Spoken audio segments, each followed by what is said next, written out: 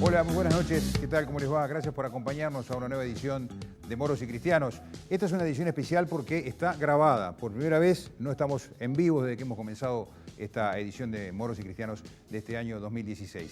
Y en este caso les proponemos analizar lo que está pasando con el Mercosur. En sus primeros 25 años de vida está afrontando una de sus crisis más importantes. Ese es el tema que queremos poner hoy en debate. El Mercosur en debate esta noche aquí en Moros y Cristianos.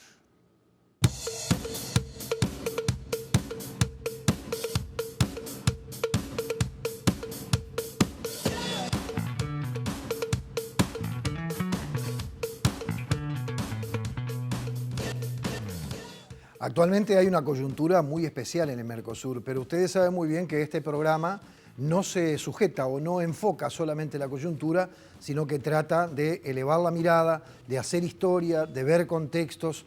Entonces, no solamente vamos a estar tratando de desentrañar, mejor dicho, nuestros invitados van a estar tratando de desentrañar qué es lo que está pasando ahora con el Mercosur, donde principalmente las mayores complicaciones que están teniendo lugar tienen una raíz política, concretamente política y hasta, si se quiere, ideológica, sino que también vamos a mirar desde el origen del Mercosur, desde aquel año 1991, en el que se firmó el documento fundacional, que es el Tratado de Asunción. Y es por eso que hemos elegido para sentar en la mesa a dos protagonistas de estos 25 años de historia.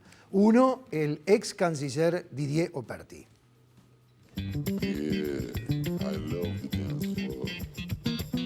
Didier Operti nació en Florida en 1937. Es abogado y catedrático de Derecho Internacional Privado en la Facultad de Derecho de la Universidad de la República. Fue ministro del Interior entre 1995 y 1998 y de Relaciones Exteriores entre 1998 y 2005. Presidió la Asamblea General de Naciones Unidas en el periodo 1998-1999. Cuando cesó como canciller, fue electo secretario general de la Asociación Latinoamericana de Integración. Es miembro del Partido Colorado.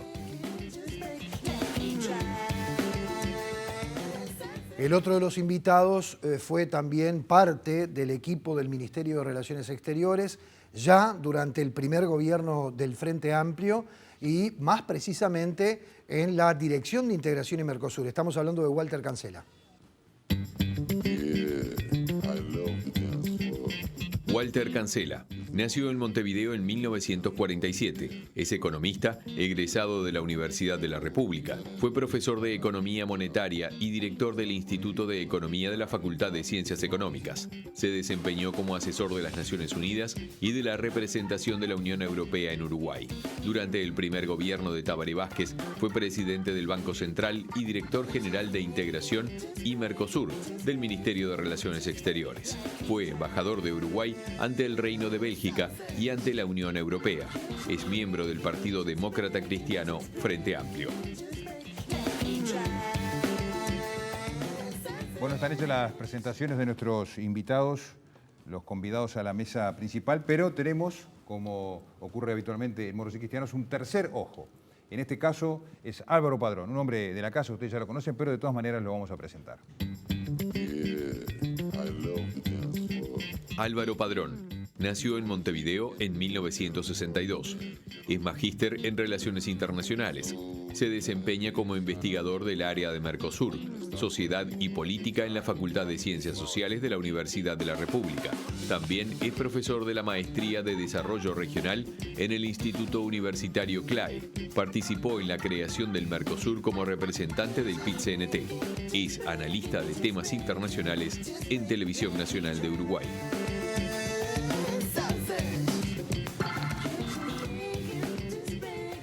Bueno, muchas gracias a los dos por estar esta noche con nosotros. Mucho gusto. Gracias a ustedes. Seguramente en un momento muy particular que hace más propicio este programa, No, independientemente... ¿Quién dijo eso? ¿Usted cree que no? ¿Por qué lo estaré diciendo, Bueno, no? pero a usted le tocaron varias también, Didier. Sí, En realidad, a ver, A todos. esta no es una crisis más o sí, la del Mercosur. Usted que ha estado directamente en negociaciones en las que se ha enfrentado muy duramente con algún ministro de algún vecino país. Algún ministro de Economía de Argentina. Sino que no, este es un tema de membresía, es un tema de realmente cuál es el grado de compromiso que existe entre los socios. Y eso pone en juego a la institución misma. Nosotros enfrentamos alguna crisis, como fue la devaluación de Brasil en enero del 99. Sí. Pero en definitiva, lo que quiero significar con esto es que estamos en un momento en que parecería que el Mercosur tiene por un lado a dos países aparentemente coincidiendo, que sería Uruguay y Venezuela, y del otro lado a los otros tres. Yo creo que esa ruptura, ese fraccionamiento es el que tendríamos que atender y destinar nuestro cambio de ideas de hoy, que yo lo veo desde una perspectiva de aporte al análisis del tema, un aporte que será primero a nivel público, como es esta ocasión, y luego podrá ser eventualmente en aquellas fuerzas políticas en las que cada uno de nosotros tiene algún grado de incidencia. Bien, bien. Walter. Bueno, sí, yo creo que es una de las crisis más graves por la que ha pasado el Mercosur. No es la única, ni la primera, ni creo que será la última, ¿no? Es decir, si uno mira en paralelo lo que ha pasado con la Unión Europea en todos sus años de existencia, hubo situaciones muy críticas. Recuerdo la política de silla vacía del presidente de Gaulle en una época, ¿no? Donde también, y hoy tenemos el Brexit, es decir, el Reino Unido saliéndose de la Unión Europea. O sea que los procesos de negociación en busca de una integración entre países, entre soberanías, siempre generan choques. Ahora, en este caso yo creo que hay un tema más de fondo, en el sentido de lo que planteaba Didier Operti, ¿no? En el sentido de que estamos hablando aquí que no se reconocen como miembros los miembros del Mercosur. Claro. ¿No? Y eso sí, que nunca había pasado. ¿Sí? Porque había pasado, sí, que los miembros del Mercosur se confrontaban, había incumplimientos de parte de unos y de otros, generalmente de los grandes contra los chicos. Sí, se iban a los tribunales, el tribunal fallaba en favor del chico, no se cumplía, no pasaba nada. No siempre fue así tampoco. Bueno, tampoco siempre fue así, pero se aplicaban las medidas digamos, retaliatorias correspondientes, como pasó con el caso de Uruguay con los neumáticos. Y eso, pero crisis como esta no ha habido. Yo creo que acá hace falta que los 5 países, hablando en términos deportivos, bajen la pelota al piso, ¿no? Y piensen en el proceso a largo plazo y no en la coyuntura, ¿no? Sí. Dos frases quiero utilizar, que además son un poco las frases que hemos utilizado para la promoción en las tandas del canal de este programa de hoy particularmente. Dos frases que las incluyo entre signos de interrogación y la pregunta va para los dos. Empiezo por Operti. ¿Es el Mercosur un clubcito de izquierdistas, como dijo hace muy pocos días uno de sus fundadores, el doctor Luis Alberto Lacalle, en una entrevista con nuestro informativo? Dijo, ¿es un clubcito de izquierdistas que no funciona? ¿O es el Mercosur una triple alianza, como dice de manera muy vehemente el presidente de Venezuela, Nicolás Maduro, haciendo referencia a uno de los momentos más negros y más oscuros de nuestra historia, ¿no? Esa triple alianza que tanto nos avergüenza a los uruguayos, también a los argentinos y a los brasileños? Yo creo que no es ni una cosa ni la otra. No es un club, es una institución que pasa por un momento de dificultades. Ahora, cuidado, hay gente que ya tuvo desde siempre una posición contraria al Mercosur, o sea que aún funcionando bien, en determinados momentos de su evolución histórica funcionó bien, existía una posición ya opuesta al mecanismo de integración como una alternativa al libre comercio. Es decir, pongamos las cosas en su lugar. ¿A quién se refiere, Didier? Me refiero a que hay posiciones políticas conocidas, con todo respeto lo digo, del doctor Lacalle y de otros connotados políticos de la escena nacional, que no han visto con simpatía al Mercosur desde su inicio. Han estado, sí, en el acto fundacional, han asistido a etapas de ese desarrollo histórico, pero no han tenido un compromiso integracionista del tipo que hemos tenido otros. No fue casualidad que yo saliera del Ministerio de Relaciones Exteriores luego de 7 años de estar allí y pasara a ser secretario general de ALABI. Es decir, eso venía de un compromiso personal con la integración muy fuerte, más allá exclusivamente de lo institucional. Esa es la primera cosa. La segunda cosa es, ¿qué quiere decir un club de amigos? Bueno, depende... Un club de amigos izquierdistas, ¿no? Depende, está bien. Además, porque tiene una connotación política... La palabra derechista, pues yo podría también leer lo que el señor Maduro dijo respecto a sus socios, y ustedes, claro, verían con estupor que habló de la Operación Cóndor. Sí, claro, por eso. Habló en realidad, cuando dije lo de la Triple Alianza, quería englobar todos esos conceptos que ha volcado Maduro. Habló de fuerzas retrógradas y neoconservadoras, dijo cosas muy duras. Muy duras. Ha sido muy polémico, claro. Dijo, Venezuela rechaza categóricamente la invención de la fraudulenta tesis. Dijo cosas terribles en su comunicado de Caracas del 1 de agosto del 2016. Pero yo quiero un poco, diría yo, no irme del tema, sino tratar de centrarlo y no arrancar por aquello que es la fotografía de hoy. El Mercosur pasó por etapas distintas. Mi amigo Cancela lo conoce muy bien. Tuvo etapas en que contribuyó fuertemente al comercio regional, mejoró la calidad del comercio intrarregional e interregional, y fue un interlocutor internacional reconocido. Pasó a ser una grifa respetada, la del Mercosur. Tanto desde el acuerdo, diría yo, programático del Rose Garden Agreement, firmado en marzo, en marzo se firmó el Tratado de Asunción, 2 meses después se estaba firmando el acuerdo en el Jardín de las Rosas de la Casa Blanca. Es decir, luego vino el acuerdo con la Unión Europea. Es decir, el Mercosur pasó a tener una identidad internacional, y es allí donde está la diferencia de percepción y de concepto entre unos y otros. No se le ha querido reconocer al Mercosur ese rol político de representatividad externa que tiene, y la tiene, pese a que pese y duela a quien duela. Por eso afecta mucho esta crisis institucional, porque si el Mercosur no significara nada, la crisis tampoco sería sino algo pasajero, simplemente accidental, coyuntural. No, como afecta a un organismo que tuvo etapas de crecimiento y etapas de consolidación y etapas de madurez, y luego pasó a etapas de progresivo alejamiento de su objetivo original, el Mercosur empezó muy bien y luego entró en una especie de adolescencia prolongada, sin llegar a la madurez. Es decir, la madurez la quiso obtener a través de organismos políticos como Parlamento, por ejemplo, ¿verdad? O el ingreso de Venezuela, un ingreso hecho, diría yo, sorteando obstáculos jurídicos que estaban allí planteados. Entonces hay todo un proceso acá que justifica que hoy, que explique por lo menos que hoy, estemos enfrentados a una crisis de desintegración. Hay una crisis de desintegración. Y sabe que a mí la desintegración no me gusta. A mí no me gusta nada que Inglaterra haya optado por el Brexit. No me gusta nada. ¿Por qué? Porque el mundo occidental, en un momento en el cual tiene planteada una lucha soterrada de civilizaciones con el mundo islámico y particularmente con el mundo musulmán, tiene que dar claras señales de unidad en torno a determinados valores, uno de los cuales es la integración. De modo que, repito, yo no tomaría ninguna de esas dos calificaciones como calificaciones verdaderamente representativas de lo que es el problema. Izquierda o derecha son palabritas que yo prefiero seguir siendo ballista. Después hablamos de lo demás. Está bien. Walter, no, a propósito de lo que planteaba en la pregunta original de Fernando, y en realidad, haciendo referencia a lo que dice el doctor Operti, respecto a la mayor o menor afinidad de quienes están o que participaron en el Mercosur, eso quizás desde un punto de vista del planteo original tiene que ver con el hecho de que Uruguay en realidad se termina subiendo a un carro que habían armado Alfonsín y Sarney, y que de apuro Uruguay tuvo que tratar de incorporarse para no quedar afuera, digamos. Quizás viene de ahí esa mayor o menor aproximación con un bloque que se arma no por voluntad expresa de Uruguay en realidad.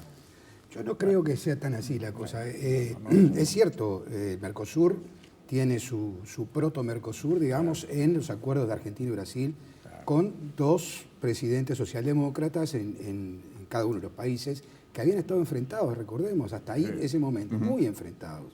Y se llegó a un punto en el cual como cosa que era símbolo del dejar atrás todo ese enfrentamiento, la mutua visita y mutuo conocimiento de los programas atómicos de ambos países, es decir, cosa que era hasta ese momento tabú entre los no países. conversado.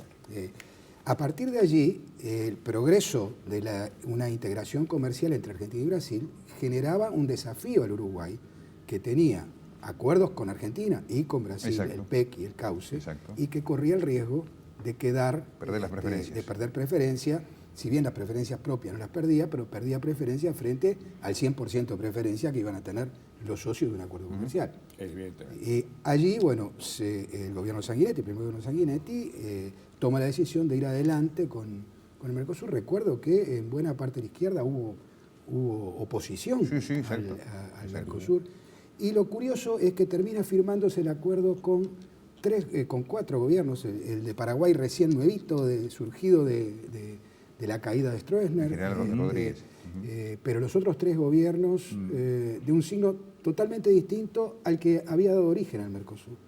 O sea, gobiernos de la calle, con una clara concepción liberal, el gobierno de Color de Melo, con una clara concepción liberal y promercado, lo mismo Menem en Argentina, y son los que firman el Tratado de Asunción, ¿no? Entonces, el tema de las ideologías ayuda a veces a encontrar caminos más fáciles de entendimiento, pero en definitiva, cuando uno está hablando de integración comercial, cuando uno está hablando de integrar economías, porque vamos más allá de lo comercial, la aspiración del Mercosur, lo que priman son los intereses, son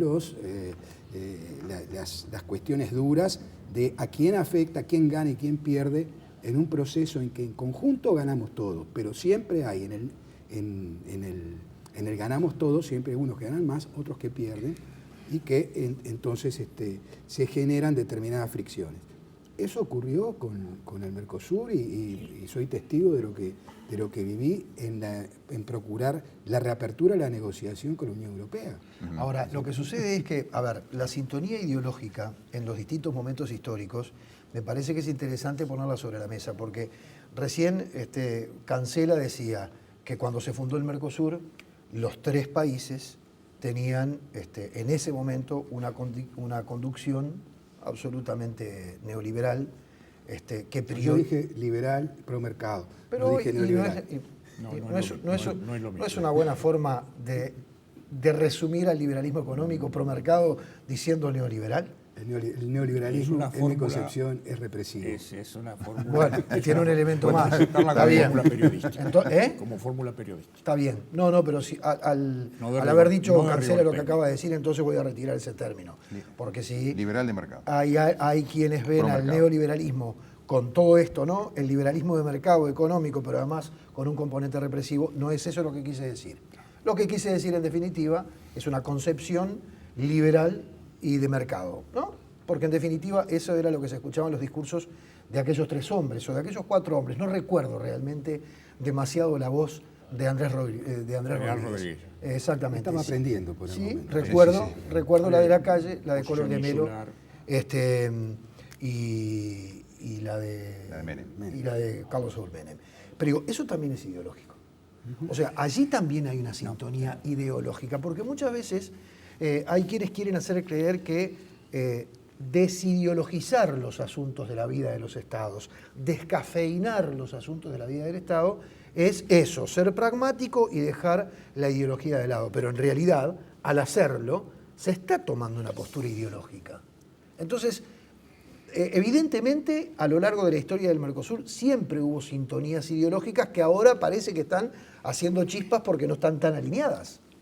La proximidad ideológica es inevitable, sea de un lado o de otro, es inevitable. La proximidad ideológica nace como un fenómeno casi biológico, ¿verdad? Natural. Ahora, eso es una cosa, y otra cosa distinta es hacer de la unidad ideológica o del alineamiento ideológico una política. Son 2 cosas distintas. Si un fenómeno de integración, un mecanismo de integración, está sujeto al alineamiento ideológico, genera con eso una masa crítica que no va de la mano de la integración. La mejor demostración la tiene usted cuando quien asume la presidencia del Mercosur, en este caso Venezuela, se deslegitima inmediatamente, tras un acto legítimo de Uruguay, a mi juicio legítimo, que fue decir, yo no quiero estar más del tiempo que el abecedario me indica, por lo tanto acá está la presidencia. Trata de convocar una reunión de consejo, no se logra. El consejo no es un órgano que, diría yo, determinante de la transferencia. Es un órgano que hace parte de la ritualidad política. El consejo son los ministros de Economía y los cancilleres, ¿verdad? Para que lo sepa la gente, digo. No hace parte de la ritualidad institucional.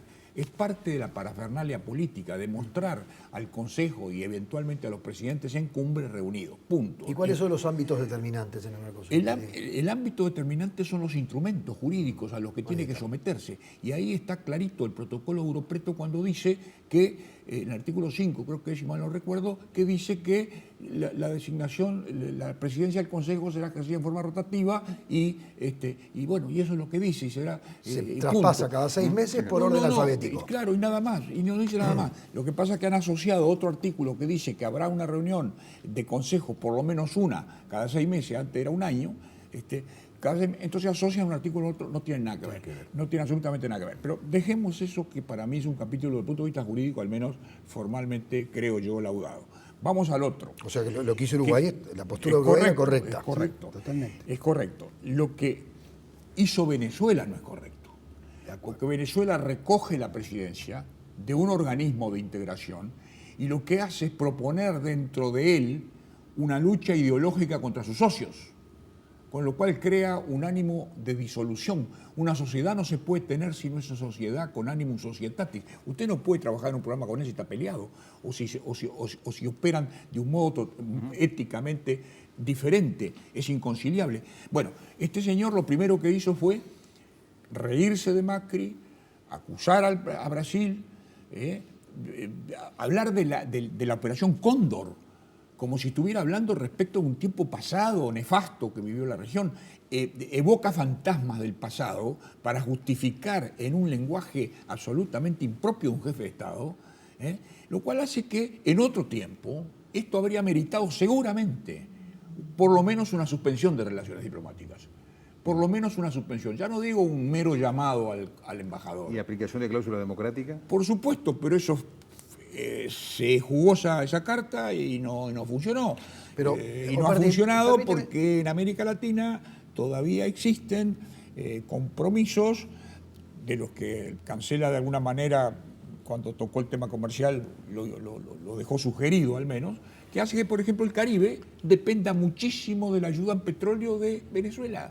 Venezuela además es la que enseña español en todas las islas del Caribe. El voto caribeño es un voto pro Venezuela. ¿Qué hizo el secretario Almagro para conseguir el voto caribeño?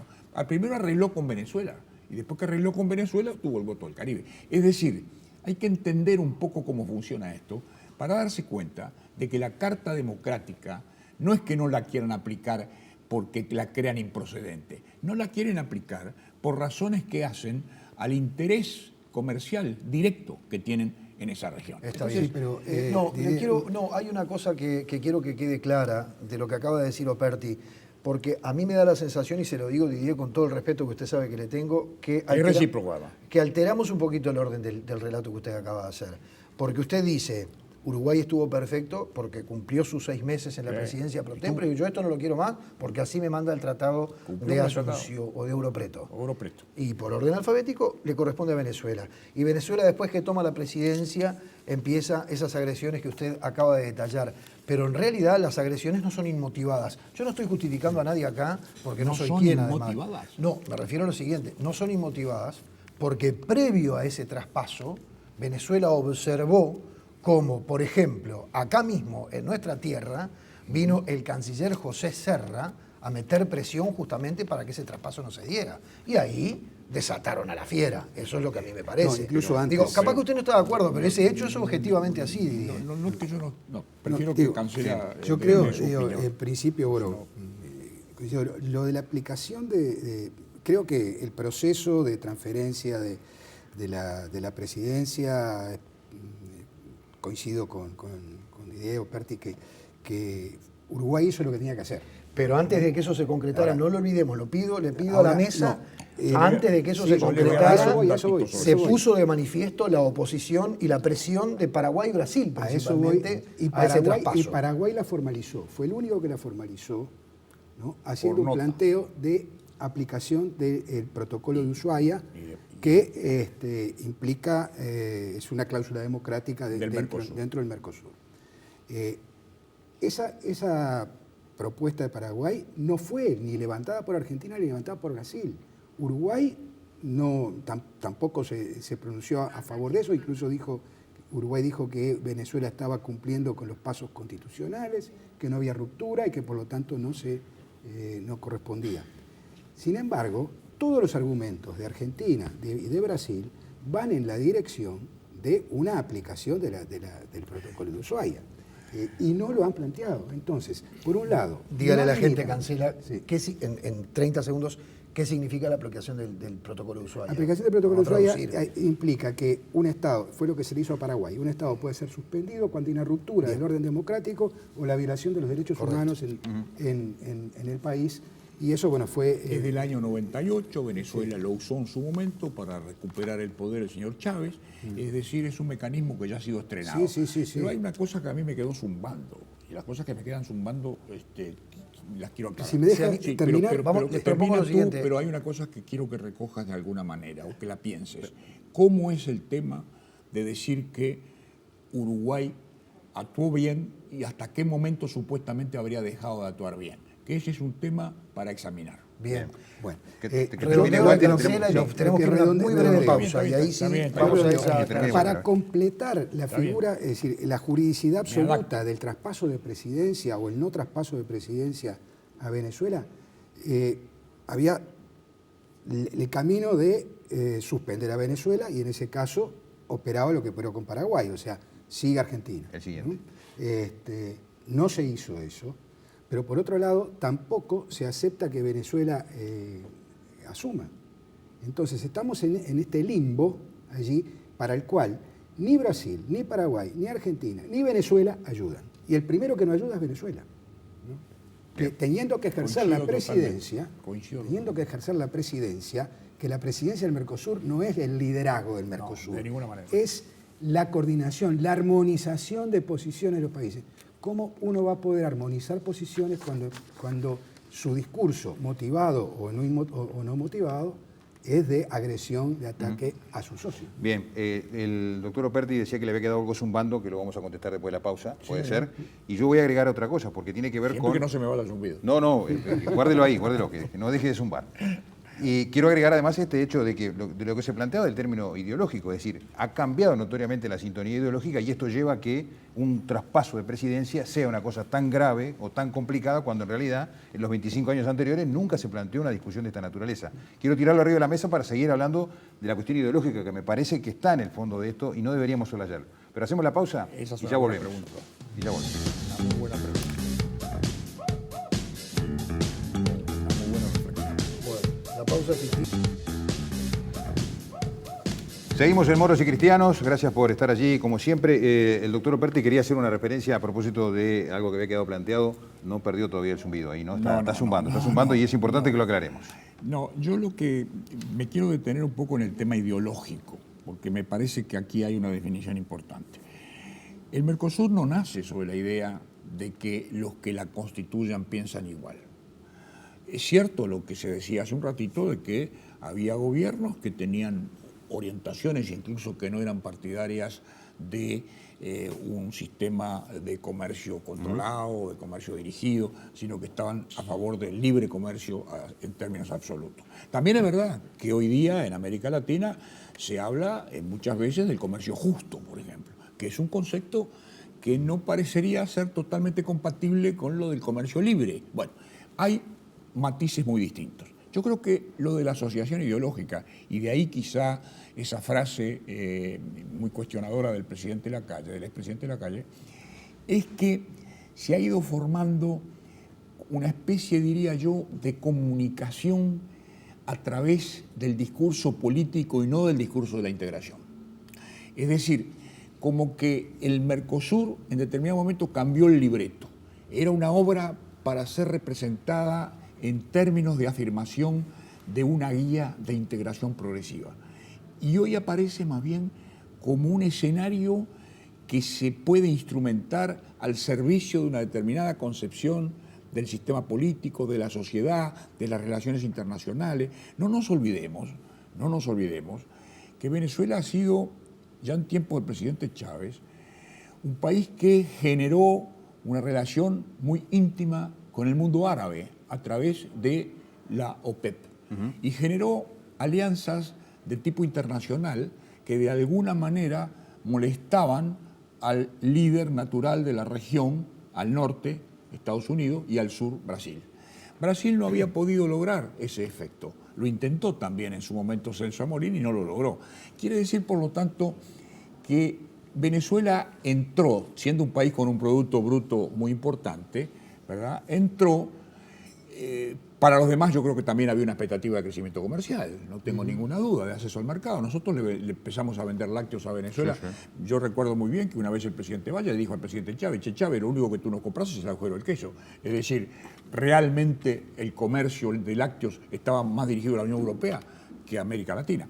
Quiere decir que fue también un atractivo económico, no fue simplemente ideológico. Pero últimamente, en este decurso de este par de años desde la desaparición física del presidente Chávez, el presidente Maduro ha querido transferir esa verborragia interna, muy caribeña por otra parte, al interior de una organización internacional. Y eso es incompatible, no es posible. Las organizaciones internacionales... ¿Usted siente que Chávez no quiso hacer lo mismo? No, no lo habría hecho. ¿Lo manejó como de un modo distinto? Porque Chávez, dentro de su concepción del socialismo del siglo XXI, al que él lo había denominado así, también era consciente de sus límites. Tenía, creo yo, tuve la oportunidad algunas veces de tratarlo personalmente, sobre todo cuando estaba en Naciones Unidas. Creo que era un tipo que tenía también su acento en la realidad. Sí. Maduro tiene su asiento exclusivamente en mantenerse en la presidencia, lo cual no es la realidad. La presidencia es una posición, pero no una realidad. Sin el carisma de Chávez, obviamente. Obviamente, ¿no? Pero no quiero tampoco aparecer acá, ¿no?, como un defensor de alguien que hoy día ya se ha ido y no está entre nosotros. Es interesante la comparación. Le voy a hacer un aporte que en realidad proviene de alguien que ni pertenece a su partido político, ni profesa sus mismas ideas, aunque en algún punto podrá haber algo en común. Pero sentado en esta silla, el expresidente José Mujica, hace un mes aproximadamente, dijo exactamente lo mismo que está diciendo usted en esta comparación entre Maduro y Chávez. Dijo, no, Chávez, el molde se rompió. Chávez pegaba gritos por ahí, pero tenía una capacidad negociadora tremenda y sabía dónde colocar su límite. Maduro pega gritos y no tiene capacidad de negociar, no negocia.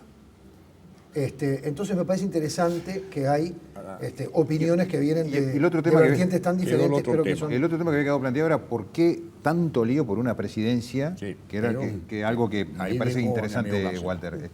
No, yo lo que decía era que la cuestión de la presidencia, que es digamos, la presidencia es una posición en el Mercosur ¿Es testimonial? No es testimonial, no es testimonial porque a la presidencia compete de alguna manera fijar la agenda y conducir, en el acuerdo con todos los demás, al Mercosur en un camino. El problema está en que si se interpreta que la presidencia del Mercosur es quien decide y es el líder, entonces, bueno, puede haber un lío como el que está habiendo ahora, porque se interpreta que con eso se está conduciendo el Mercosur hacia el socialismo del siglo XXI, o como se llame, lo que yo no creo que Maduro se pueda ser catalogado ni siquiera como socialista. Pero bueno, más allá de eso, digo, si no se quería que Venezuela asumiera la presidencia, porque eso hubiera significado, a los ojos de los que no lo quieren, legitimar de alguna manera a Maduro en un proceso interno que está teniendo muy complicado, ¿no? Con todo el tema del referéndum y todo lo demás. Sí. ¿No? Lo que tendría que haberse hecho es simplemente aplicar o intentar aplicar la cláusula democrática de Ushuaia, digamos, el protocolo de Ushuaia, lo que hablábamos antes.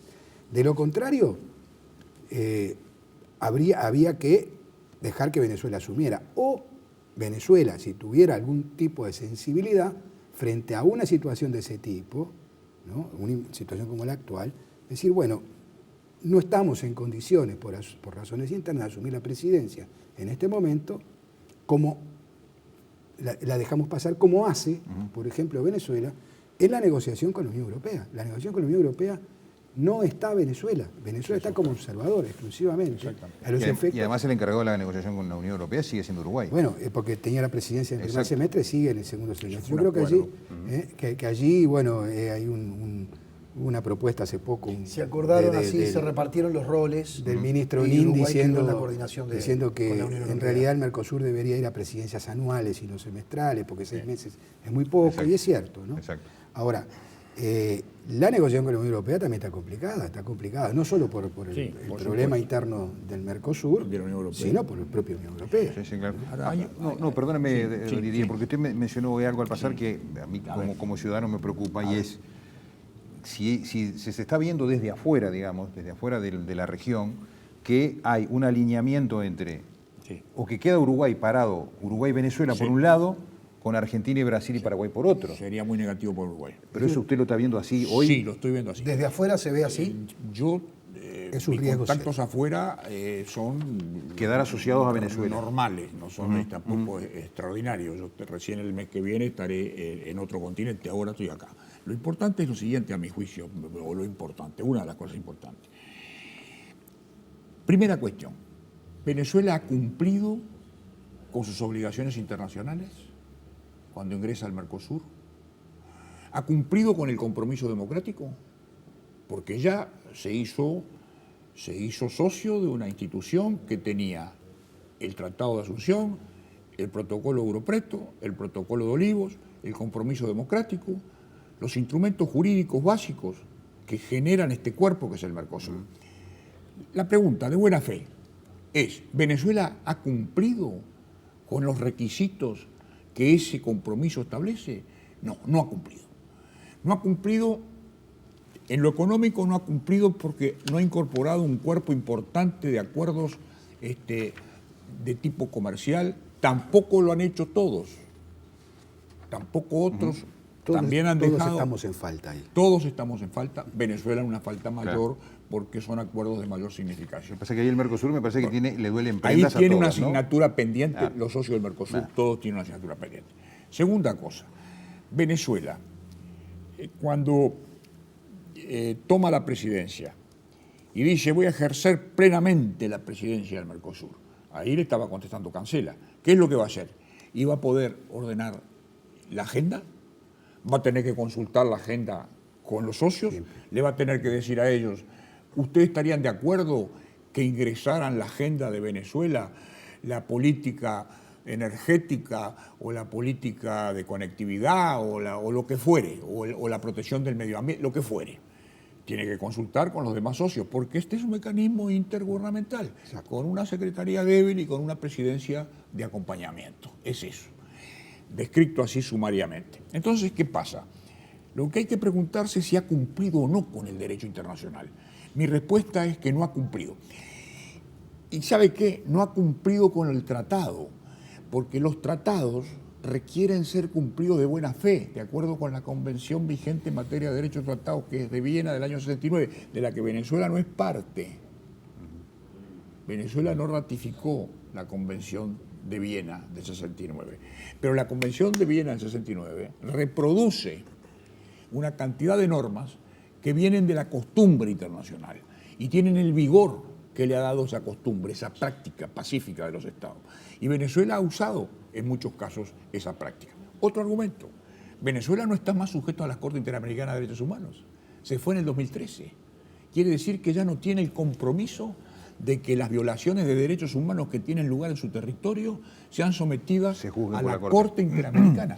Ese es un dato muy importante. Entonces, cuando se habla de ruptura del orden democrático, se está pensando en el viejo concepto, en que se disuelve el Parlamento, en que el poder lo toma el Poder Ejecutivo o lo toman los militares. Se está pensando una versión antigua de ruptura. Usted está diciendo que hay otras formas de hay otras formas de ruptura, hay otras formas de ruptura. Más, el protocolo de Ushuaia II, que no está en vigor, prevé la ruptura y la amenaza de ruptura. Entonces, ¿por qué Brasil no aplica? Pero espera un poquito. Prevé la ruptura y la amenaza de ruptura, que no prevé en cambio Ushuaia 98, que es el que está vigente. Entonces, ¿qué pasa? En este cuadro de situación, ¿qué es lo que puede pasar? Porque veamos lo que puede pasar, que debe ser lo que el televidente está pensando, que de algún modo podamos nosotros aportar algo, algún granito de arena al tema. Yo tengo la sensación de que este tema tiene que terminar en un escenario internacional. Internamente el Mercosur está revelando una incapacidad de resolución de este tema muy seria. Puede haber una consulta, podría teóricamente haber una consulta al Tribunal del Mercosur, podría teóricamente una consulta al Tribunal.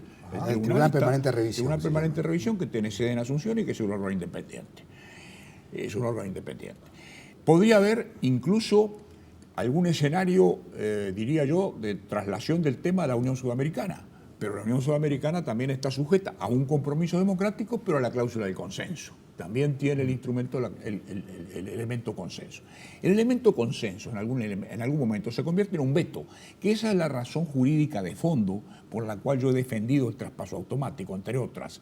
Una pieletrista, que es el artículo 5 del protocolo, y otra que es de interpretación. Si el traspaso del poder de la presidencia dependiera del Consejo, bastaría con que uno solo no compareciera y con ello ejerciera el derecho de veto y pudiera así mantenerse en la presidencia que estaba, con lo cual se violentaría claramente la norma de la abecedaria. El traspaso de la presidencia. Eso revela que el Consejo no es un órgano de convocatoria obligatoria para la transferencia. Digo para levantar, porque se dicen muchas cosas. Sí, no, eso totalmente de acuerdo. No, pero también hay gente que lo sigue cuestionando de algún modo, ¿verdad? Para invalidarlo a todo Uruguay. Después viene lo otro, si Uruguay está bien ahora. Y es allí donde yo tengo la duda, lo planteo, repito, desde una visión constructiva, no de una visión, digamos, opositora, así. Digo, ¿es bueno para Uruguay aparecer en el mundo asociado a Venezuela y opuesto a Argentina y a Brasil y no ligado a Paraguay, que por su pequeñez y demás podría crear un sentimiento de solidaridad? ¿Es bueno que se nos presente de esta manera? Ahora, ¿eso es una apariencia o usted está convencido de que No, es yo estoy así? convencido de que es de mantenerse esta situación, de caer Dilma Rousseff, Sí. y de consolidarse la posición del presidente Temer. Si no hay alguna muestra uruguaya, incluso anterior a la caída de Dilma, la eventual caída de Dilma, esta cuenta con Brasil no se va a satisfacer en un Bueno, solo el acto. miércoles pasado hubo una conversación entre Nino Cancilleres. Boa y el canciller Cancilleres. Serra y se aclararon un poco los Pero tantos. en Brasil... ¿Ese es un primer paso? Es un primer paso, que yo también lo veo con espíritu constructivo. Pero quiero salir al encuentro de algo que tú dijiste hace un rato. Tú dijiste, Uruguay está bien, entregó, pero Uruguay no estuvo activo, creo que eso fue lo que Sí, sugeriste, se le veía tímido, en haber movido los mecanismos del Mercosur, en ese caso el Consejo. No, a mí me consta que Uruguay hizo consultas para ver si vendrían. Y le contestaron que no. Brasil y Paraguay le dijeron, nosotros no vamos. Los había convocado para el día sábado, 31 de enero. Exacto, exacto. Sí, fue público. Eso fue público, no estoy diciendo nada que no sea conocido. Entonces, me parece que ese capítulo está cerrado. Está cerrado el capítulo de la entrega de la presidencia, está cerrado el capítulo del intento de convocatoria. Ahora se abrió otro capítulo, que es qué hacemos de aquí en más. Y de aquí en más, me parece que lo que tiene que cobrar relieve, precisamente, es el incumplimiento flagrante, claro, categórico, del sistema político del señor Maduro, que además ahora amenaza con destituir a todos los funcionarios que ocupan puestos en el Estado que no sean de su partido político. Quiere decir que estamos en una secuencia en la cual estamos cerquita de la dictadura en su forma más primitiva. Y consiguientemente el Mercosur, ya este es un tema diría yo, de asociación ideológica o de alineamiento ideológico, ya es un tema de incompatibilidad entre un sistema totalitario y un sistema no totalitario. Didier y Walter también nos piden una pausa, dejo el tema planteado y lo seguimos después de la pausa. Disculpe usted. No, por favor, porque a veces uno se pregunta si eso que usted está planteando, que es convincente en realidad, escuchándolo a usted y viendo el escenario que se observa en Venezuela, esto es convincente. Pero también era convincente, y seguramente usted no va a estar de acuerdo, yo no lo estuve, pero bueno, yo no, mi opinión no importa. No, pero lo conozco. Es conocerlo, no prejuzgar. Cuando se dio la situación de la suspensión de Paraguay por ese juicio político express, casi constitucional, pero constitucional. Y sin embargo la visión en ese momento del presidente Mujica, de la presidenta Dilma Rousseff y de la presidenta Cristina Fernández fue: esto es un golpe de Estado. Por lo tanto, Paraguay está incumpliendo con su compromiso democrático, suspendido. ¿Vamos a la pausa? ¿Sí? Bueno, Vamos ya. hacemos la pausa.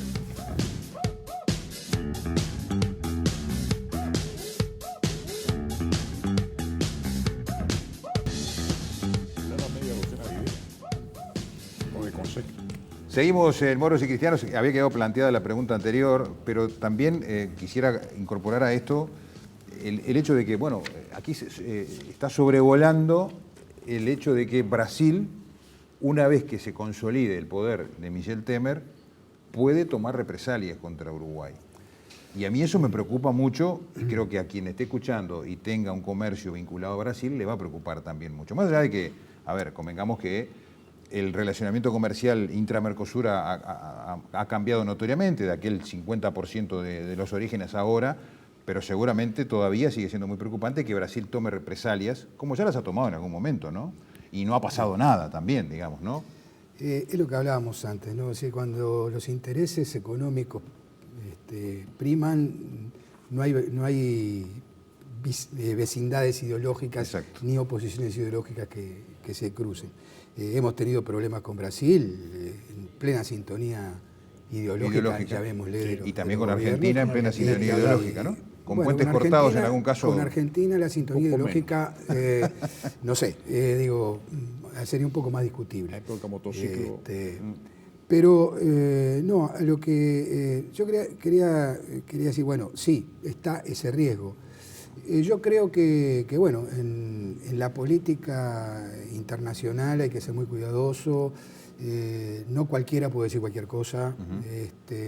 Hay cosas que, si se quieren decir, las tiene que decir alguien que... a nombre de... No, como trascendido, ¿no? Porque siempre tiene que haber alguien que pueda corregir, ¿no? Y porque pueden cometerse errores. A mí no me cabe ninguna duda que lo que dijo el ministro Nin en el Parlamento fue lo que pasó y lo que interpretó efectivamente en la reunión que tuvo con Serra. Vamos a recordárselo a la gente, Walter, para que no quede así. Sí.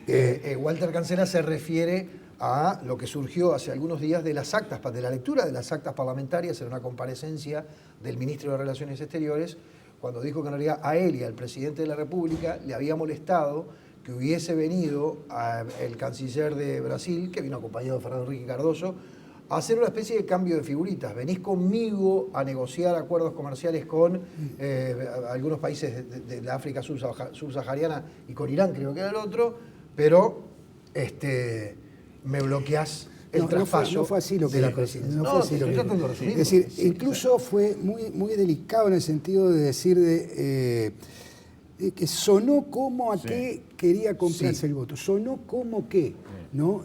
Después en la prensa se acusó a Brasil de querer comprar el voto. Bueno, eso es lo que pasa a veces con la titulación, ¿no? Exactamente. Pero no, eso es en perjuicio de los que se quedan solamente con el título.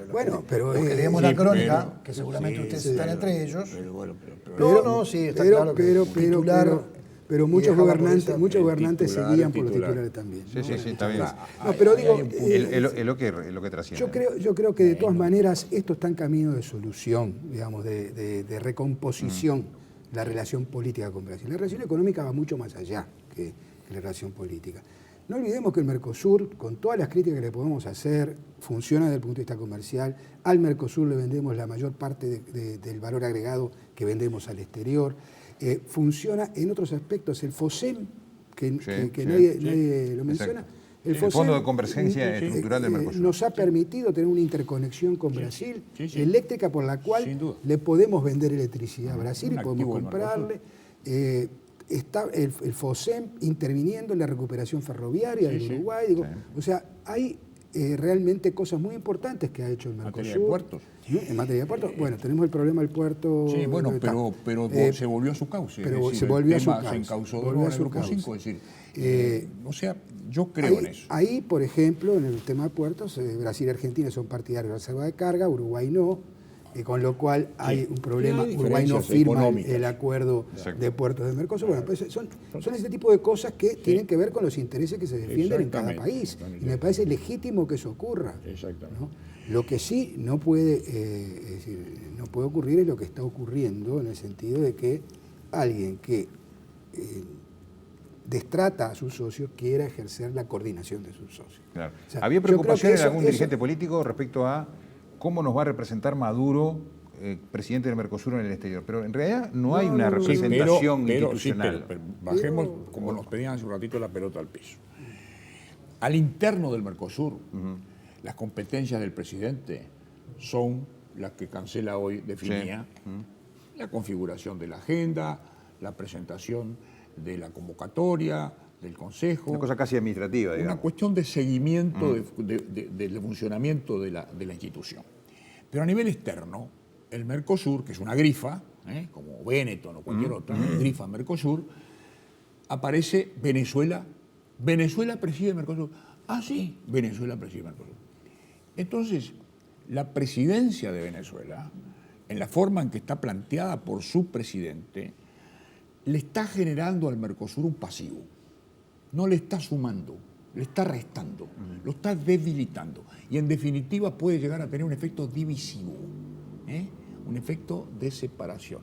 Y sería muy malo a mi juicio, y ahí contesto a la pregunta que yo mismo me planteaba de Uruguay de a quién más.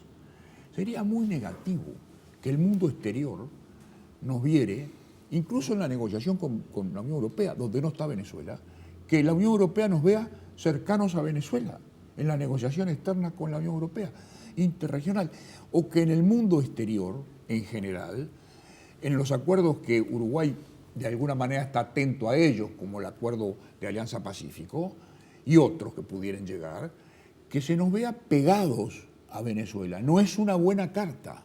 Entonces Uruguay tiene que sensatamente examinar esa posición. El presidente Vázquez no fue a la Olimpiada.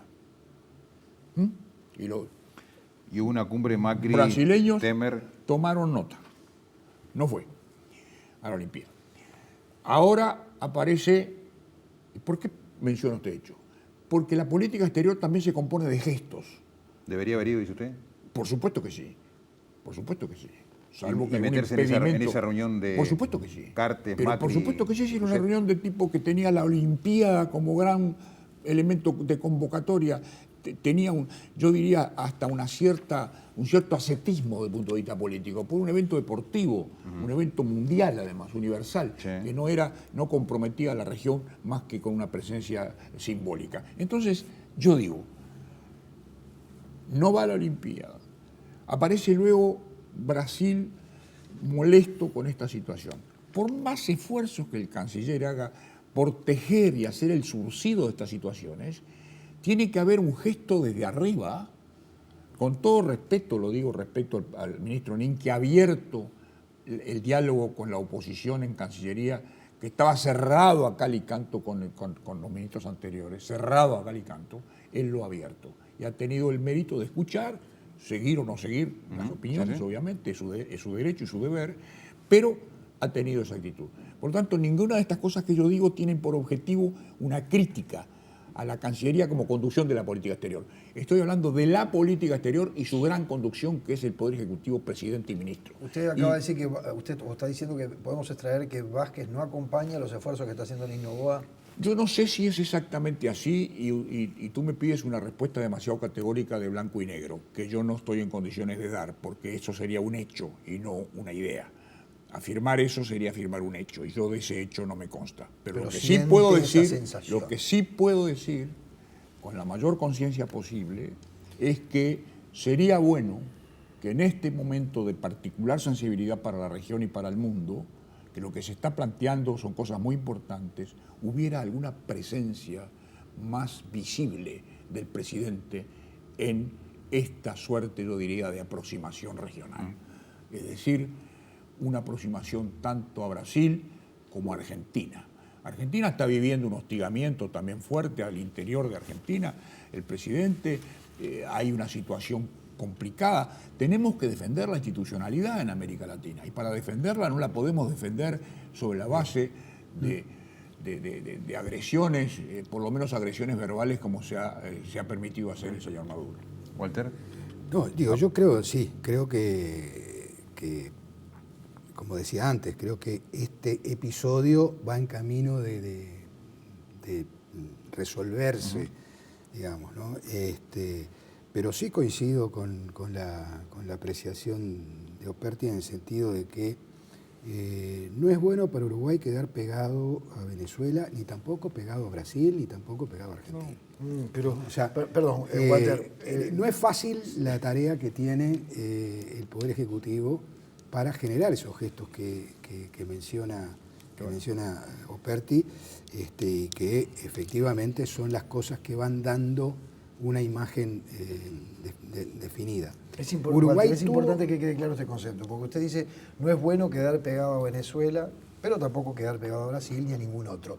Y con franqueza, con honestidad, le digo que siento la sensación de que los siguientes que nombró era para que no fuera tan fuerte o tan impactante lo que usted estaba intentando decir. No es bueno estar asociado con Venezuela. Que se nos vea asociado. Para mí, ¿Eso es lo que está queriendo decir? Para mí no es bueno. Para mí no es bueno, es mi opinión. Yo creo que es negativo.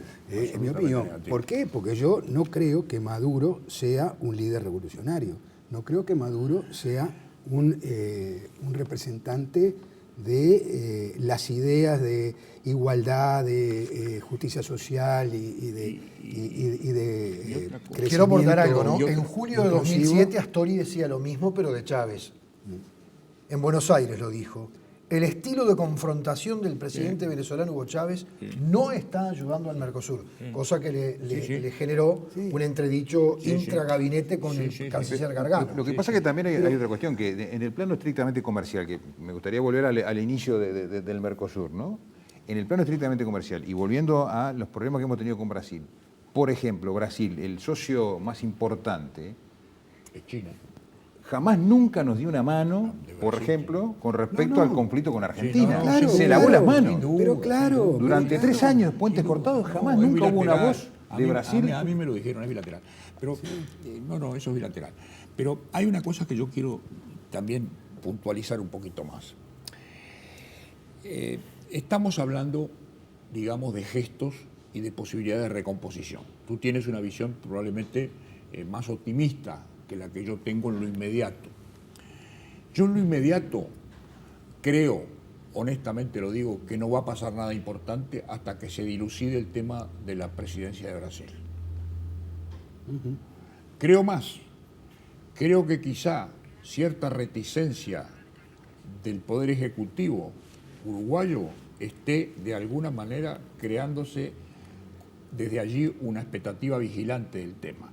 Como que no se quieren dar pasos que tengan una expresividad de reconocimiento de una situación respecto de la cual su partido político, su fuerza política, la del presidente, la del gobierno, alienta tantas dudas y genera tantas sospechas. Entonces, tengo la percepción de que hasta que no se dilucide ese tema totalmente, hasta que no culmine, no va a haber un acto significativo. Y es allí donde coloco yo la ausencia del presidente Vázquez en la Olimpiada. A mi juicio, igualmente un error, porque allí también podía aparecer mucho más mimetizado, mucho más simplificada el encuentro o valorizado el encuentro de un punto de vista social. Y no habrá sido por no entrar en esa bolsa que ha formado Maduro, porque objetivamente Maduro mete personas dentro de la bolsa y despotrica y grita y no lo para nadie. Capaz que lo que quiso Vázquez fue evitar eso. Bueno, pero quizá también vaya en la línea de no quedar pegado a ninguno de los dos, que era tu preocupación de hace un ratito. Tú lo que querías decir cuando le preguntaste a él, a Cancela, era si él pensaba que no debía quedar pegado de Venezuela y que eso inexorablemente llegaba a pegar a los dos. Eso es lo que tú estabas sugiriendo. Sí. Y justamente una manera de evitar esa segunda situación, ese efecto, era alivianar un poco y aceitar un poco la relación.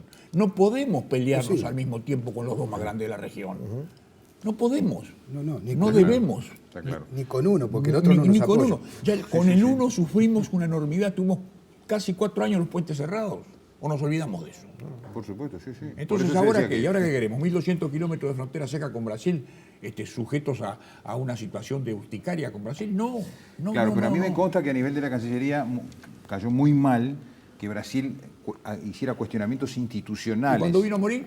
Bueno, por eso, ¿Y fue al Parlamento? pero ¿Hizo Brasil- una exposición sí. contraria al Tratado de Libre Comercio con Estados Unidos? No, estamos claros, pero- Lo invitó Gargano, el ministro Gargano. Sí, sí. Y no quiero hablar mucho de él porque estoy hablando de una persona que no está. Y tengo respeto por las personas. Pero lo invitaron. Y fue el Celso Amorín a explicar por qué Uruguay no tenía que firmar el acuerdo de libre comercio. Y fue al Parlamento. Lo hizo adentro del Parlamento, no por la prensa. Entonces, los que hoy se rajan las Sí, sí. vestiduras y anotan una sensibilidad Pero extrema... en ese tono, hablando de la cuestión Deberían ser institucional, coherentes. el cuestionamiento institucional que hizo Brasil a Venezuela, lo que está pasando en Venezuela, uno dice, pero ¿y Brasil? El cuestionamiento institucional en Brasil. Claro, pero lo de Brasil es un poco diferente. Yo, más allá de que, distinto completamente. más allá de que Perdóname, creo distinto que, completamente. más allá de que Pero creo está que toda toda la una dirigencia, operación o casi toda la política dirigencia política investigada, por eso, sospechada, más allá de que denunciada creo, o más allá de que procesada. creo que es una infamia lo que se le está haciendo a Dilma Rousseff, se está haciendo con el respeto de todas las normas constitucionales que están vigentes en Brasil, y de hecho la propia Dilma Rousseff y el propio Partido de los Trabajadores ha aceptado las reglas de juego y está jugando las reglas de juego. Cosa que no fue el caso de Paraguay en su momento, ¿no? Que fue totalmente diferente. ¿Qué hizo el Perti sobre eso? Porque quedó pendiente de eso. El caso de Paraguay, para Cuando mí, yo estaba fue haciendo el resumen de lo que pasó en Paraguay, constitución dijo, sumaria. es constitucional. Sí, el procedimiento claro, el es procedimiento constitucional. que no nos guste porque los plazos son exiguos, porque el derecho de defensa en el juicio político está recortado, porque todo eso existe, pero eso está todo en la Constitución de Paraguay. ¿Y usted cree que el gobierno de Venezuela está actuando por No, fuera de su el constitución? gobierno absolutamente. Porque recién dijo al límite, hace un rato dijo al límite. Una Absolutamente. cosa es al ¿Sabe límite. por qué? Porque el revocatorio es un procedimiento que encierra cierta dosis de automaticidad en su convocatoria. Y sin embargo se han metido en el medio una cantidad de chicanas dirigidas a que no se produzcan tiempo y forma. Es decir, no se está respetando el pronunciamiento popular que le dio la mayoría a la Asamblea. Didier, usted es abogado. Sí, gracias a Dios. La chicana es antiética, es inmoral, pero la chicana no es ilegal. No. Perdóneme, si usted le da instrucciones al Tribunal Electoral de poner una longadera en el procedimiento de verificación de las firmas, si usted le da la instrucción a la Corte, que es una Corte dependiente, de que declare inconstitucional determinadas situaciones que están en tela de juicio, al mismo tiempo que tiene presos procesados por delitos innominados, que no se sabe exactamente cuáles son, al mismo tiempo que no abre el derecho de defensa, porque la defensa, usted sabe, puede ser nacional o internacional. Cuando el señor Felipe González llega a Venezuela, no lo dejan hablar con Leopoldo López. Es decir, en definitiva... Eso no es una defensa, No, eso es una perdone, manifestación de apoyo, perdóneme. político, Bueno, moral. pero perdóneme, escúcheme, yo fui ministro del Interior poco tiempo, 3 años, pero lo suficiente para saber que a un detenido, si la autoridad autoriza, puede recibir a cualquier persona, si la autoridad lo autoriza. Y dependía del Poder Ejecutivo, no del Poder Judicial. Era el Poder Ejecutivo, porque es el encargado de la custodia del Poder Ejecutivo, no el Poder Judicial. No lo autorizó a un ex jefe de gobierno cuando tenía un pleito propio con los opositores a Felipe González. No se entiende nada, es decir, no se Yo creo entiende que, nada. Es muy difícil entender Venezuela. A mí me es muy difícil. digo, en lo personal me resulta muy difícil defender la legitimidad de Maduro, porque el propio Maduro no la defiende. Claro. O sea, si tengo un mecanismo constitucional que me permite validar lo que yo estoy diciendo que pasa, y que es que todo el pueblo me apoya, ¿no? ¿Por qué no lo pongo en práctica? Porque, digo, me pueden estar haciendo un golpe económico, lo que sea, pero son 4 o 5, no la mayoría del pueblo, en todo caso, ¿no? Antes de cerrar, porque ya nos están pidiendo que terminemos este bloque y porque recién Operti dijo a su juicio qué es lo que hay que hacer con Venezuela, por lo menos ensayó ahí, ¿no? alguna cuestión de justicia internacional, por decirlo de alguna manera. Sí, de consulta que saque el tema un poco del escenario regional donde está trancado. ¿Qué es lo que dice Cancela? ¿Qué hay que hacer con Venezuela? ¿Qué tiene que hacer el Mercosur con Venezuela? Bueno, yo creo que hay que trabajar mucho en operaciones reservadas, digamos, en contactos. Eso es una gestión de buenos oficios. Y eventualmente llegar a algún mecanismo de ese tipo que no sé tampoco qué eficacia tendría, porque tendría que ser acatado por Venezuela.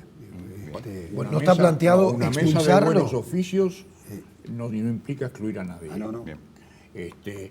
Hay en la historia antecedentes de confrontaciones muy, muy duras, Sí. y que han sido llevados a una mesa donde ha ido de a poco construyéndose algún camino de salida.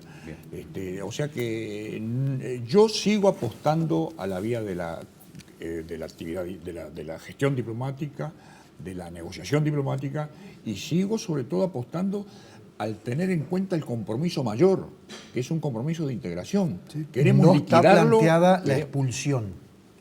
Yo no estoy planteando ni la expulsión ni la suspensión, estoy planteando simplemente que funcionen los mecanismos que aseguren que los miembros del Mercosur respeten el compromiso democrático, sin que tengamos que necesariamente tener por delante permanentemente el Código Penal en la mano. ¿Usted cumple con su conducta porque hay un Código Penal que lo castiga? No, usted cumple porque considera que debe hacerlo. Bueno, lo mismo cabe exigirle a los gobiernos. Bien. Bueno, les agradecemos a los dos, se nos ha terminado el tiempo lamentablemente y han quedado seguramente Sí, muchísimas cosas. Da para mucho más. Sí, claro, por supuesto. Uno se Pero queda con hambre acá. les agradecemos por hoy. Gracias por Ha haber sido muy estado. amable. Hacemos la pausa y ya viene Álvaro Padrón, nuestro tercer ojo de hoy.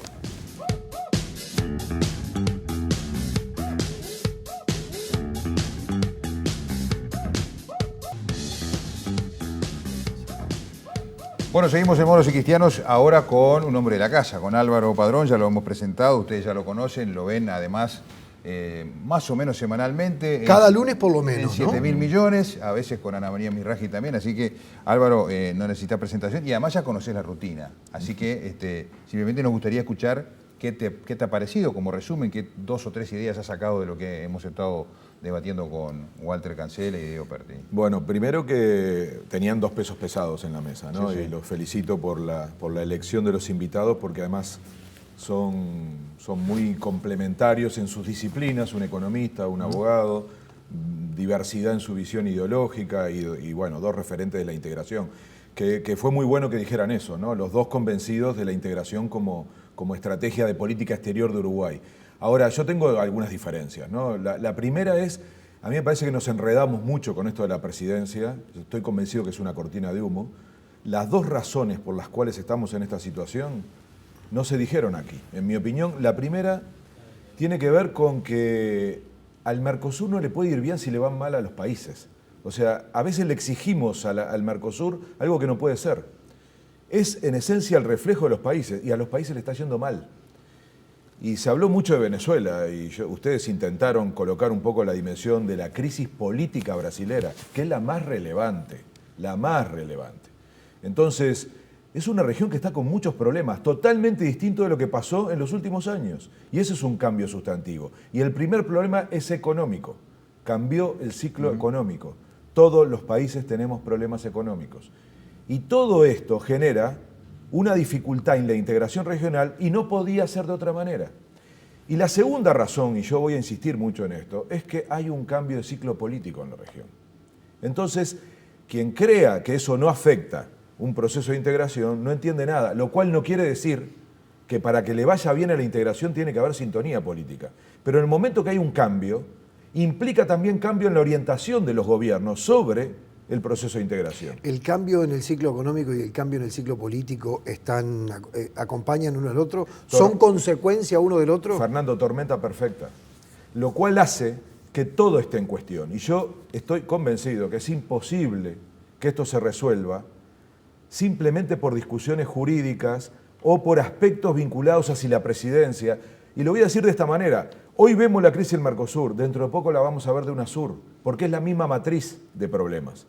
Entonces, el que crea que esto se resuelve de una manera relativamente fácil, no percibe que detrás hay 2 elementos demasiado estructurales que han cambiado, como para que una solución sea inmediata y fácil. Entonces, en lo que coincido con Operti es que, y creo que además acierta el gobierno uruguayo, ahora digo, en lo que no coincido, creo que hizo muy bien Tabaré Vázquez en no ir a la inauguración de las Olimpiadas. Entre otras cosas, para no acompañar la imagen de un gobierno que no es legítimo. Al menos hasta que no se demuestre que fue cuando termine. Además, ¿no? Y bueno, yo, a ver, no lo tengo que decir ni siquiera desde el punto de vista jurídico. Pero yo no sé, lo dice la si bien gente en Brasil. coincido contigo, Luis, con el aporte que acabas de hacer, me parece que no es parte de, es decir, porque ahí entran otra vez en choque las cosas que se sienten humanamente, que se ven humanamente, y las rigideces de las normas. Está claro. Y ahí volvemos otra vez al ejemplo de Paraguay. Es decir, lo que se hizo con Fernando Lugo es un disparate, pero lo establece la Constitución de Paraguay. Seguramente, capaz que vos y yo nos sentábamos junto con los que abucheaban al presidente de Brasil en la inauguración de los Juegos Olímpicos. Pero eso, digo, quiero que separamos. No es una también. medida, está claro. Como no es una medida para ver la descomposición de un sistema político, la imagen que tuvimos todos del Parlamento brasilero, Claro. votando la primera parte de... Fue terrible, fue terrible. Sin embargo, tiene mucho que ver con la relación entre la política y la opinión pública, entre la gente y la política, que es lo que se está desgastando en Brasil. Y me refiero no a datos subjetivos como la gente que está en un estadio, sino que al gobierno de Temer lo apoya el 1% de la opinión pública. ¿Y por qué entonces, así como se le exige a Venezuela que acepte un revocatorio, además de acuerdo, que tiene que haber un proceso democrático en Venezuela que legitime la siguiente etapa de gobierno, debería ocurrir lo mismo con Brasil? ¿Vos creés que Maduro lo está dilatando sin instrumentos legales para hacerlo? ¿Vos coincidís con lo que Yo tengo decía? más dudas sobre si hay demostración de que se está incumpliendo la Constitución. Creo que eso hasta ahora nadie lo ha demostrado, si no, estaría aplicada la cláusula democrática en el Mercosur. Ustedes intentaron esa pregunta y quedó luego, ¿por qué no se aplica la cláusula? ¿Por qué no se la aplica a Brasil también? ¿Por qué no se la aplica a Brasil? Entonces, todo esto es muy discutible. Y Operti dijo una cosa muy interesante. Hay nuevas formas de romper la institucionalidad, que no son las clásicas. Sí. Y yo creo que en Brasil se está haciendo eso. Y por eso, repito, hace bien el gobierno uruguayo y otros gobiernos del mundo, no solo el uruguayo, de esperar a que se aclare lo que va a pasar en Brasil. Y lo digo con claridad, nada va a poder definirse hasta ese momento. No estamos tan lejos tampoco, ¿eh? O sea, es imposible hoy tomar en serio una discusión a fondo sobre el futuro del Mercosur sin saber cuál va a ser el futuro gobierno brasileño. Ahora lo que yo... Sí. No, pero ahí, a propósito de Brasil, yo se lo planteaba a Operti, a mí me dejó muy preocupado el hecho de que esté latente por ahí la posibilidad de una represalia brasileña, porque ya sabemos lo que pasa cuando con una mera medida administrativa nos trancan la frontera y nos dejan todos los camiones de arroz parados ahí en el Chuy. Sí, yo creo que todo eso es relativo, porque volvemos al punto, ustedes ponían el ejemplo, ¿no?, de sintonías en una época donde sin embargo había también mucho conflicto comercial. Yo diría que las instituciones en ese sentido soportan. Y creo que hay menos margen de señales tan duras, sobre todo en temas cotidianos, ¿no? Luego en decisiones nuevas, sí, pesa mucho la voluntad política. Pero yo creo que además la política exterior no puede basarse en la lógica de tengo miedo de que me pase tal cosa. O sea, sinceramente, frente a los dilemas de la región que tienen que ver con la continuidad democrática, me parece que no hay que tener dudas, aun cuando haya amenazas en términos económicos. Entonces, yo diría que lo perverso de la situación es que justamente hay una lógica que impide una salida porque la matriz donde está el conflicto no se va a resolver rápido. Por eso creo que hay que correr la presidencia como imagen, porque si no todo el mundo cree que al final, pero no se van a poner de acuerdo con una presidencia. Es lo que cualquiera que está viendo este programa se pregunta. Es tan difícil, tú lo dijiste, 25 años de Mercosur, o sea, 50 presidencias.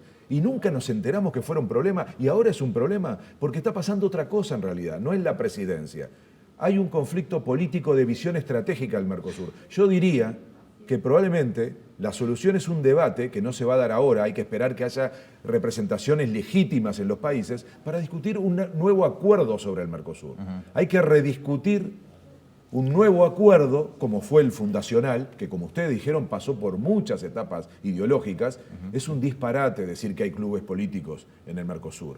Y es un disparate peor aún que algunos políticos hablen mal de la política. O digan, por ejemplo, que el problema del Mercosur es el Mercosur político, como si fuera un problema que hubiera dimensión política en la integración regional. Es decir, peligroso, ¿no? Políticos hablando mal de la política. Claro, la gente y hasta poniéndole el está... componente ideológico para hacerla un poco más perversa. Ahí creo que tenemos un problema. Porque si no, ¿cuál es? ¿Quién gobierna los países? ¿Los militares? ¿El mercado? Si no son los políticos. Y yo no soy político. Y sin embargo defiendo la idea de que sea la política la sustancia de la democracia. El Mercosur nació solamente como una cuestión de comercio, como por ejemplo lo ha planteado más de una oportunidad la Calle, con una visión política del liberalismo económico, claramente, pero eso es ideológico eso. Bueno, no perdamos eso. Operti lo dijo muy clarito. Bueno, la calle no estaba convencido, ¿no? No, claro.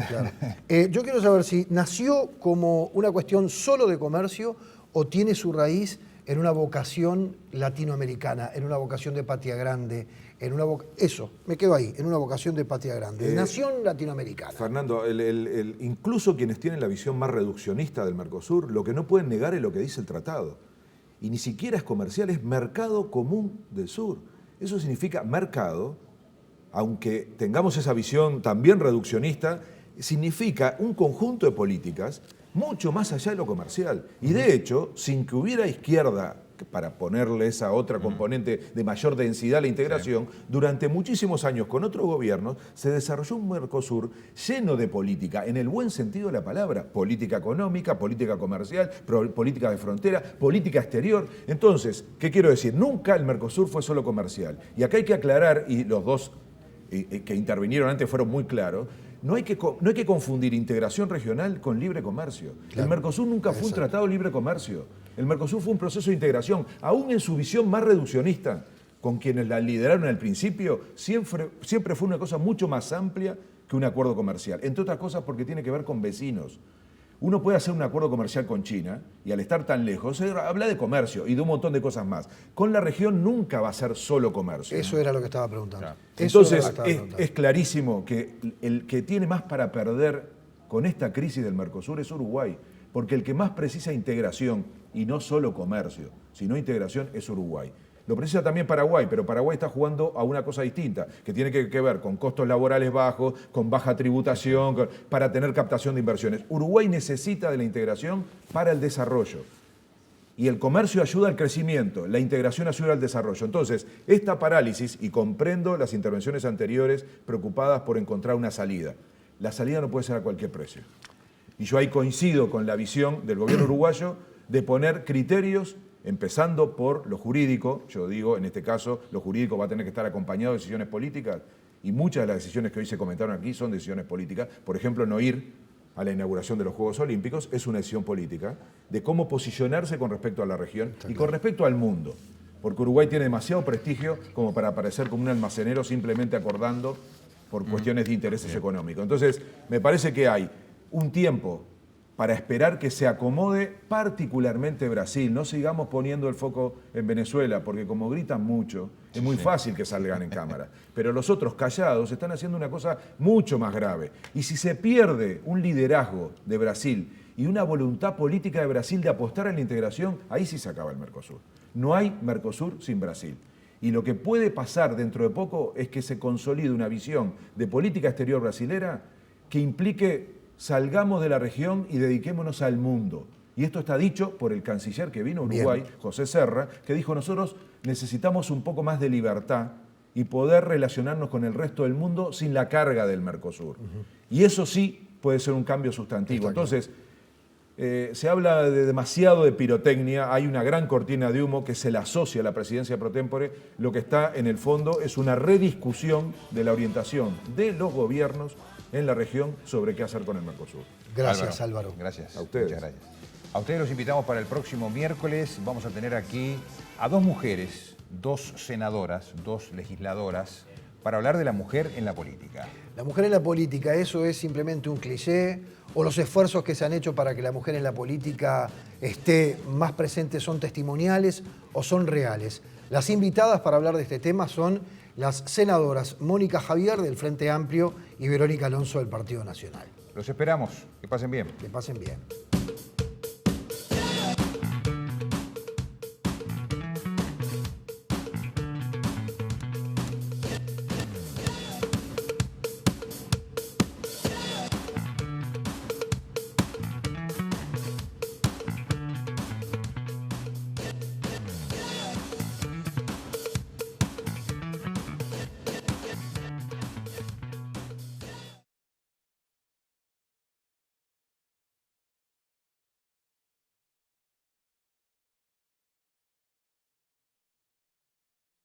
Chao.